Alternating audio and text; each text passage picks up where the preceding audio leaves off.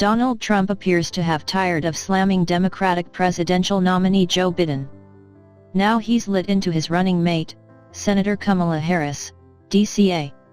Of course, this comes along with all of the president's usual vile comments that he throws at women who don't play his game. Trump said on Thursday evening at a rally in Wisconsin that a Harris presidency would rip the country apart. It's widely expected that should Biden win, he will only serve 4 years and then hand the reins over to Harris. This made his choice of vice president nominee that much more crucial. He will be 78 just weeks after the election. It's assumed that he won't run again in 2024 when he's 82. Trump tuned into the fact that Harris may become the president by default, meaning if Biden passes away while in office. That is no way for a woman to become the first president, that's for sure, he said. And if a woman is going to become the first president of the United States, it can't be her, he insisted.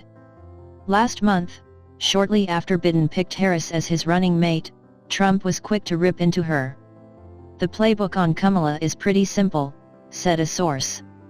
Right now, the message on Biden, and it's the first effective frame the campaign has sustained on Biden, is that he's an empty shell for the radical left.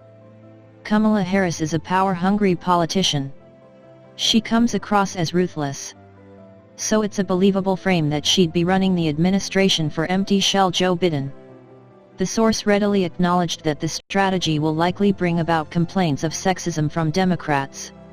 Trump's allies, though, see it as consistent with the other Trump messaging about Biden and a great way to attack Harris. Anything Trump says about her will be portrayed as sexist, said a former White House aide who worked closely with the Trump campaign. That won't determine the strategy, and it shouldn't. Not long ago, Kamala Harris called Joe Biden a racist and asked for an apology she never received, said Trump campaign senior advisor Katrina Pearson in a statement.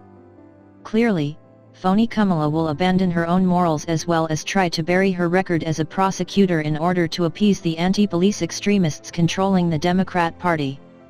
Contrary to this statement, Harris said she was not calling the former vice president a racist during the first Democratic debate in 2019.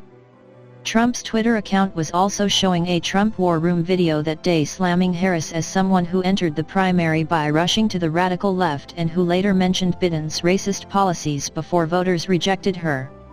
It goes on to mock Slow Joe for not being smart enough to reject her and choose her for a running mate. Trump had his own words for Harris, calling her nasty as he does with all women he doesn't get along with. Where he really laid into her was during the questioning of Supreme Court Justice Brett Kavanaugh when he was accused of rape during his college years. "I thought she was the meanest, the most horrible, most disrespectful of anybody in the U.S. Senate," he said.